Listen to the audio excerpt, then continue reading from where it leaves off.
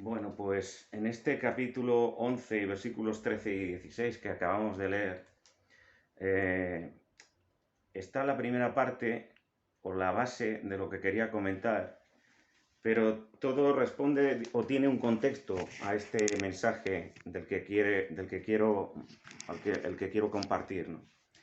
Dice en el Salmo 139 y versículos 23 y 24, no hace falta que lo busquéis: examíname, oh Dios, y conoce mi corazón.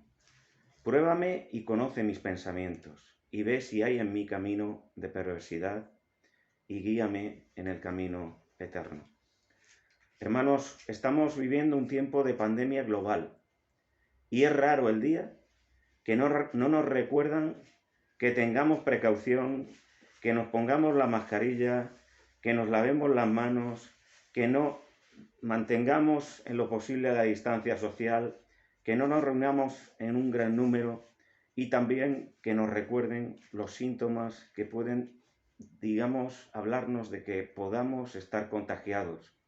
Pues si perdemos el olfato, si tenemos dolor de cabeza o síntomas como la gripe, fiebre, los síntomas nos hablan de una posible presencia del virus. Bueno, el salmista aquí, en este pasaje del Salmo 139, nos invita también a nosotros hoy a examinarnos a nosotros mismos, a dejar que el Señor en realidad nos examine en profundidad, porque nuestro examen puede ser bastante superficial o limitado, pero el examen que Él tiene es mucho más completo e integral. Así que os invito, o este mensaje es una invitación a reflexionar en lo profundo del corazón hoy, como individuos, como iglesia y como familia.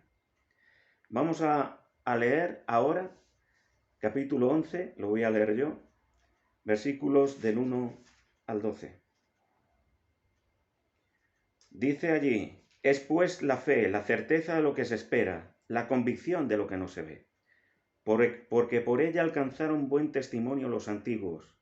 Por la fe entendemos haber sido constituido el universo por la palabra de Dios, de modo que lo que se ve fue hecho de lo que no se veía. Por la fe Abel ofreció a Dios más excelente sacrificio que Caín, por lo cual alcanzó testimonio de que era justo, dando Dios testimonio de sus ofrendas, y muerto aún habla por ella. Por la fe Enoc fue traspuesto para no ver muerte, y no fue hallado porque lo traspuso Dios, y antes que fuese traspuesto, tuvo testimonio de haber agradado a Dios. Pero sin fe es imposible agradar a Dios, porque es necesario que el que se acerca a Dios crea que existe, que le hay, y que es galardonador de los que le buscan.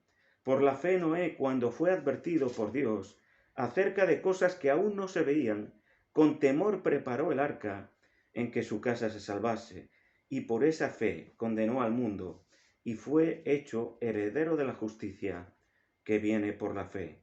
Por la fe Abraham, siendo llamado, obedeció para salir al lugar que había de recibir como herencia, y salió sin saber a dónde iba. Por la fe habitó como extranjero en la tierra prometida, como en tierra ajena, morando en tiendas con Isaac y Jacob, coherederos de la misma promesa, porque esperaba la ciudad que tiene fundamentos, cuyo arquitecto y constructor es Dios. Por la fe, también la misma Sara, siendo estéril, recibió fuerza para concebir y dio a luz aun fuera de tiempo de la edad, porque creyó que era fiel quien lo había prometido. Por lo cual también de uno, y este casi ya muerto, salieron como las estrellas del cielo en multitud, y como la arena innumerable que está a la orilla del mar. Hermanos, el autor de Hebreos está hablando de hombres y de mujeres, sujetos a pasiones y debilidades como las nuestras, que en tiempos pasados vivieron y murieron, que dejaron un testimonio de fe en Dios, y Dios tomó estas vidas y usó el testimonio de estas personas para incluirlo en su palabra y para alentar a otros creyentes. En primera instancia, este pasaje se está refiriendo o tiene en mente a unos hermanos que siendo judíos se enfrentaban a una gran presión y a una gran aflicción. Pero como sabemos, porque luego también el mismo Pablo lo dice a Timoteo, en 2 de Timoteo 3, 16, 17, toda la escritura es inspirada por Dios y útil para enseñar, para reprender, para corregir, para instruir en justicia, a fin de que el hombre de Dios sea perfecto, enteramente instruido para toda buena obra. Así que esta palabra está hoy aquí, hermanos, hablándonos en nombre de Dios para alentarnos o enseñarnos o reprendernos o corregirnos e instruirnos en justicia, conforme al propósito de amor que el Señor tiene con nosotros. Fijaos, el autor, antes de leer el pasaje que leyó Ana, el autor de Hebreos cita a Abel. A Abel, por la fe, Abel ofreció a Dios más excelente sacrificio que Caín. De Enoc se nos dice que fue traspuesto para no ver muerte por cuanto tuvo testimonio de haber agradado a Dios. De Noé se dice que habiendo sido advertido de cosas que aún no se veían, con temor se preparó y preparó todo lo necesario para ser librado. De Abraham, siendo llamado, obedeció para ir al lugar que se le daría en herencia, pero salió sin saber a dónde iba. Además habitó como extranjero en tiendas, porque esperaba una ciudad que tiene fundamentos eternos y cuyo arquitecto y constructor es Dios. Hermanos, ¿qué nos dice esto? La verdad es que el otro día Pablo decía que se ponía muy nervioso cada vez que tenía que preparar el mensaje. Y en mi caso algo parecido me ha ocurrido, porque cuando tenía todo preparado para dar otro texto y hablar en otra dirección y de otro tema, sentí que tenía que cambiar por completo el mensaje. Y el Señor me habló a través de este pasaje. Así que por eso os digo, ¿qué nos dice todo esto? A mí también, hermanos míos.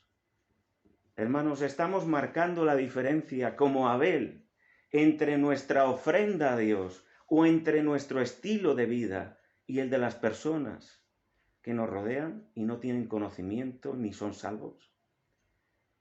Todos sabemos que el tiempo de los sacrificios de animales ya pasó, pero la palabra del Señor nos enseña que nosotros somos el sacrificio.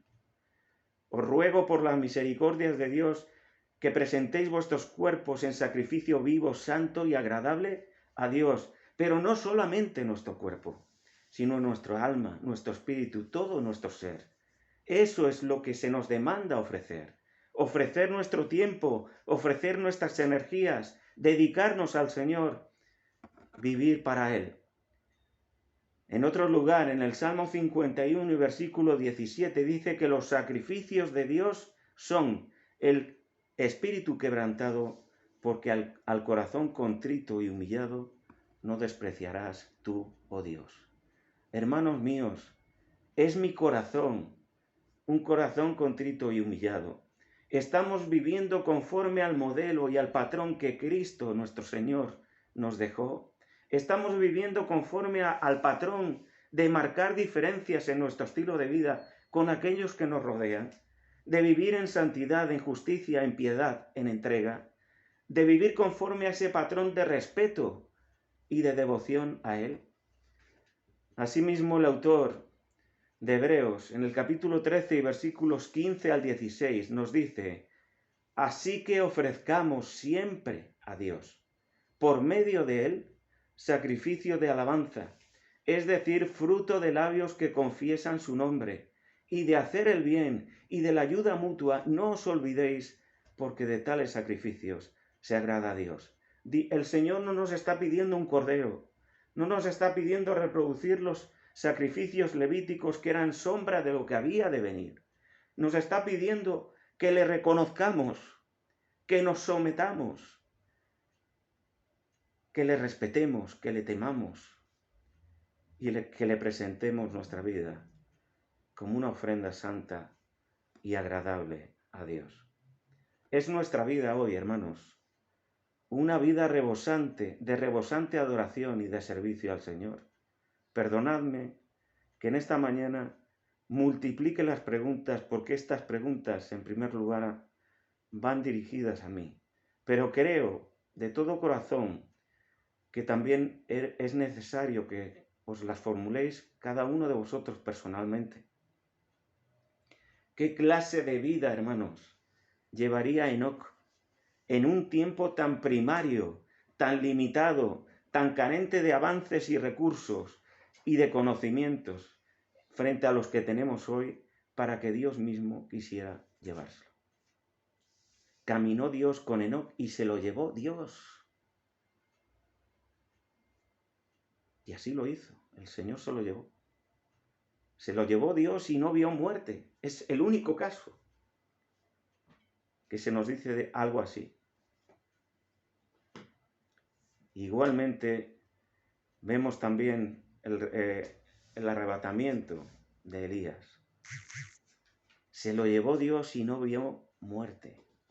Tuvo testimonio de haber agradado a Dios. Abel tuvo testimonio de haber agradado a Dios. Y hermanos, es mi pasión agradar a Jesús cada día, desde que me levanto hasta que me acuesto.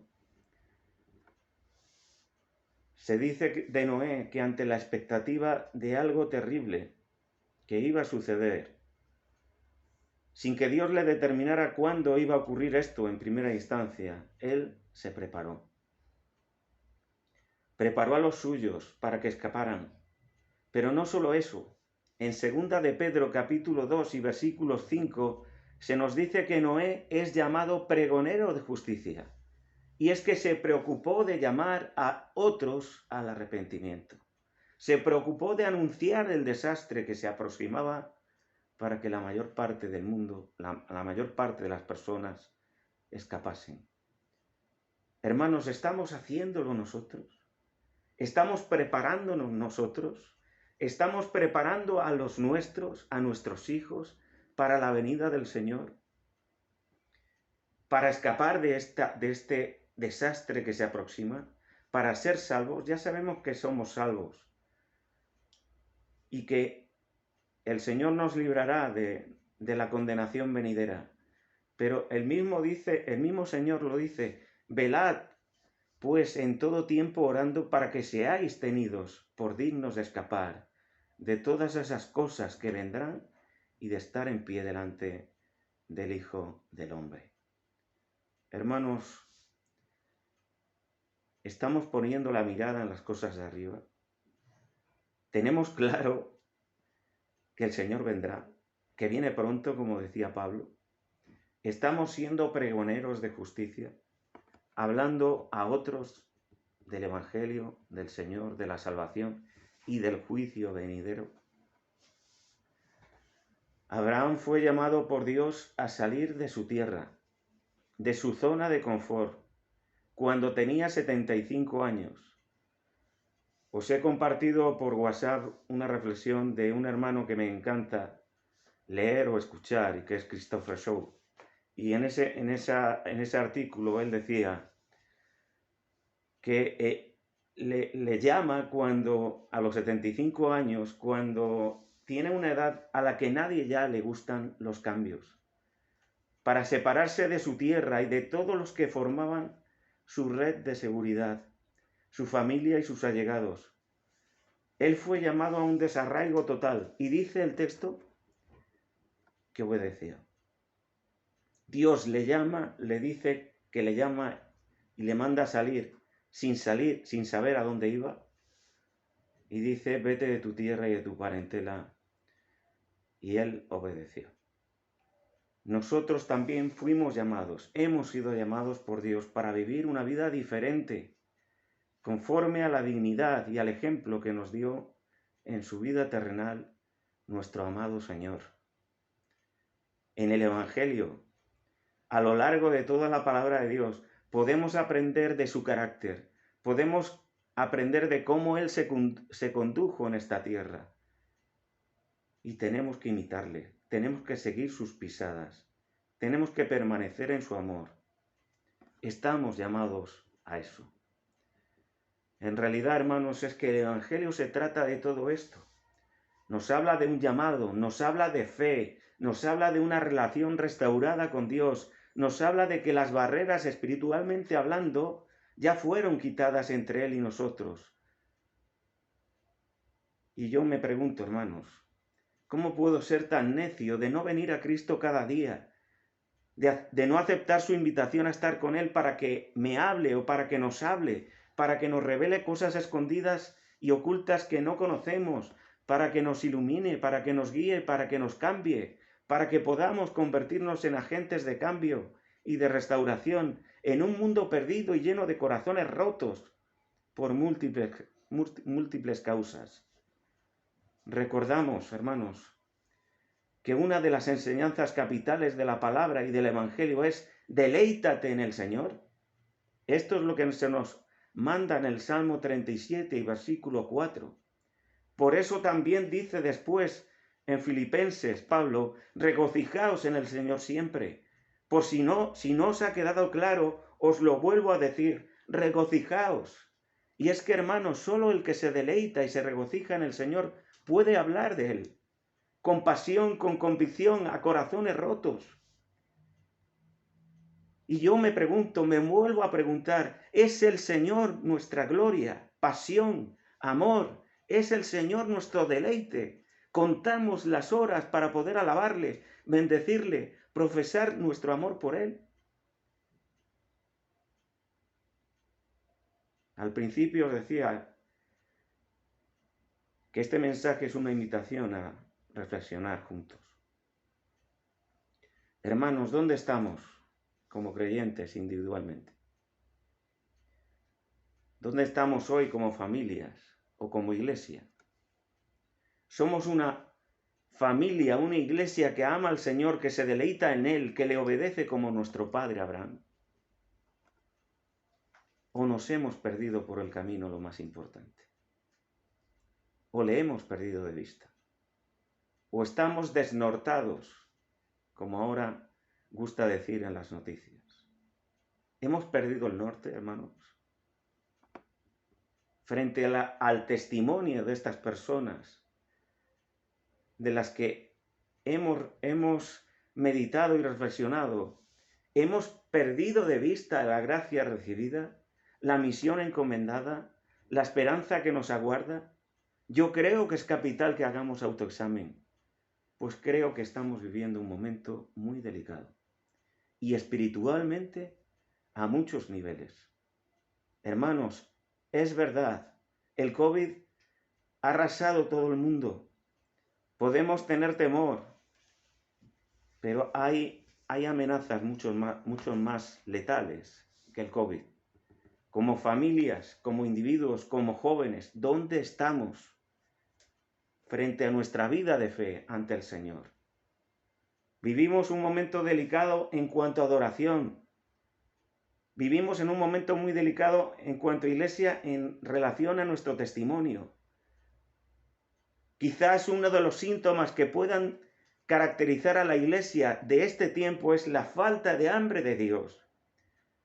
Nuestra comunión entre hermanos es escasa. Nuestro hambre por la palabra del Señor creo que ha menguado. Y recordemos la palabra del Señor. El que me ama, mi palabra guardará. Esta es la prueba del algodón. Si amamos al Señor, tenemos que buscarle a Él e intentar conocerle, intentar que Él nos hable en el único sitio autorizado donde podemos encontrar su voz y sus palabras. Hermanos, si entendemos que nuestra vida, que mi vida no sale bien parada de este autoexamen, el remedio no es otro que volvernos al Señor, que buscar ayuda, restauración, que recuperar el norte en el Señor. Y Él nos alienta a ello. El Señor levanta al justo, lo dice también la palabra del Señor. Y para eso Él nos habla. Y hermanos, hay una frase, por eso quería compartir los versículos 13 al 16. Dice allí, conforme a la fe, murieron todos estos, sin haber recibido lo prometido, sino mirándolo de lejos y creyéndolo y saludándolo y confesando que eran extranjeros y peregrinos sobre la tierra. Hermanos, no solamente fueron héroes de fe, no solamente vivieron en fe, sino que también murieron en fe, sin recibir lo prometido, pero creyéndolo, saludándolo, esperándolo, deseándolo. Está hablando de algunos ejemplos del pasado, pero también podemos mirar al presente. Hermanos, recientemente en esta iglesia y en otras iglesias hemos perdido hermanos. En esta iglesia y en otras iglesias podemos mirar también a hombres que han vivido en fe y muerto en fe. Y todavía aún tenemos en vida a hombres y mujeres que son literalmente referentes donde mirarnos. Así que no solamente tenemos los ejemplos del pasado, sino también muchos ejemplos en el presente.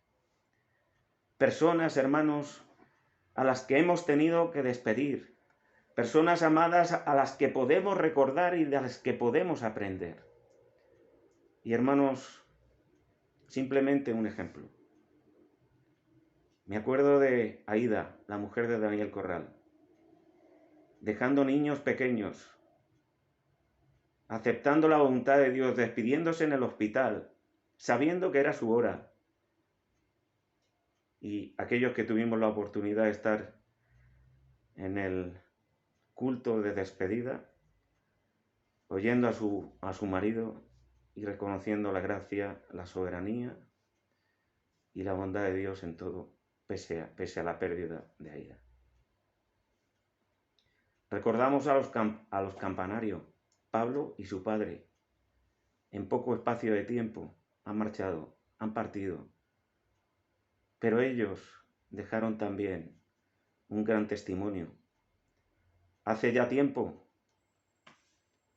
Paco Vergara e Isabel Castellano durante mucho tiempo estuvieron alentándonos, guiándonos y siendo referentes para nosotros, o Palmira. Y por supuesto, ¿qué decir de nuestro amadísimo Sami? Su vida y su testimonio, hermanos, sigue hablándonos. Vidas gastadas como una llama de amor y de adoración para el adelanto del reino de Dios, porque su vida no dejaba indiferente a nadie. Ellos fueron influencia para muchos. Y cuán necesario es imitar y seguir esta fe, estos valores, agarrarnos a esa esperanza que no vemos, pero que ha de venir. Creyéndolo, saludándolo, esperándolo y deseándolo. Algunos de ellos lo hicieron porque se fueron con el Señor. Y a nosotros se nos manda que sigamos su ejemplo. Los que esto dicen buscan una patria, dice el texto. Anhelaban una mejor de allí donde estaban. Y nos habla de desear con expectación. Hay un último término que además está unido a esto. Y es el término peregrino. Dice que habitaron como extranjeros en aquella tierra. Y hermanos, el escritor quiere que nos percatemos de que los patriarcas, Abraham, Isaac y Jacob, eran peregrinos, exiliados, refugiados. Y así es todo el que vive por la fe, incluyendo los que incluso ahora conocemos a Jesucristo. Ni siquiera la llegada del Mesías nos ha traído el cumplimiento de todas las promesas. Hay promesas que aún están por cumplirse. La llegada de Jesús ha hecho visible el fundamento de las promesas, ha establecido una base demostrable. En Cristo todas las promesas son sí y amén. Somos extranjeros, exiliados y peregrinos, como los patriarcas, como los otros santos del Antiguo Testamento. Así que la idea aquí es que la vida de fe es la vida de un exiliado, de un peregrino, de un refugiado. Hay un aspecto de interinidad, de temporalidad, habla de alguien que no echa raíces y que anhela volver a la tierra a la que pertenece, que está dispuesto a salir, a ir a la tierra que ama, a la tierra de las promesas. En la casa de mi Padre muchas moradas hay. Si así no fuera, yo os lo hubiera dicho. Voy pues a preparar lugar para vosotros. Las promesas, hermanos, contienen nuestro verdadero hogar y las vemos desde la distancia. Nuestra ciudadanía está en los cielos, donde esperamos recibir al Señor. Dios no se avergüenza de ser el Dios de ellos, pues les ha preparado, otra vez lo repite, una ciudad que no tiene, cuyos fundamentos los asienta el Señor. Hermanos, ¿por qué estaría Dios orgulloso de ser llamado Dios de alguien que le anhela a Él y a su ciudad antes que a las ciudades del mundo?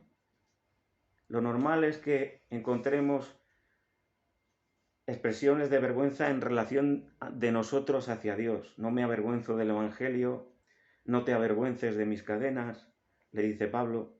Pero es aquí quien el Señor toma esta expresión. Dios no se avergüenza de ser el Dios de ellos. La respuesta del por qué Dios estaría orgulloso de ser llamado Dios de alguien que le anhela a Él y a su ciudad antes que la ciudad del mundo es porque anhelar a Dios honra su nombre.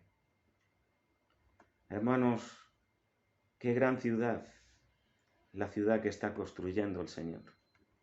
Qué gran ciudad es esa, sin contaminación, sin grafitis, sin basura, sin enfermedad, sin pinturas descorchadas o garajes putrefactos, sin hierba muerta, botellas rotas, lenguajes ásperos en la calle, sin confrontaciones personales, sin contiendas, sin violencia doméstica, sin peligros en la noche, ni incendios premeditados, o mentiras, o robos, o asesinatos, o vandalismo, o fealdades.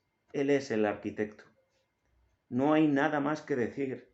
La ciudad será perfecta porque Dios estará en ella.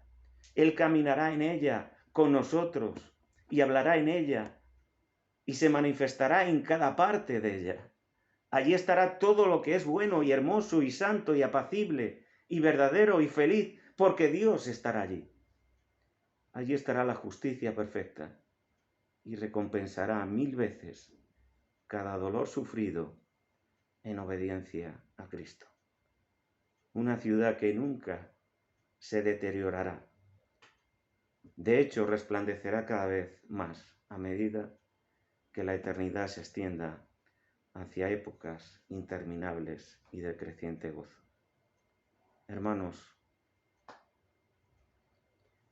reflexionemos frente a esa bendita esperanza, frente al ejemplo de aquellos que murieron en la fe, frente a las enseñanzas que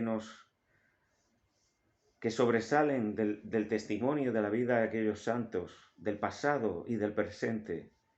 ¿Qué vamos a hacer nosotros ahora?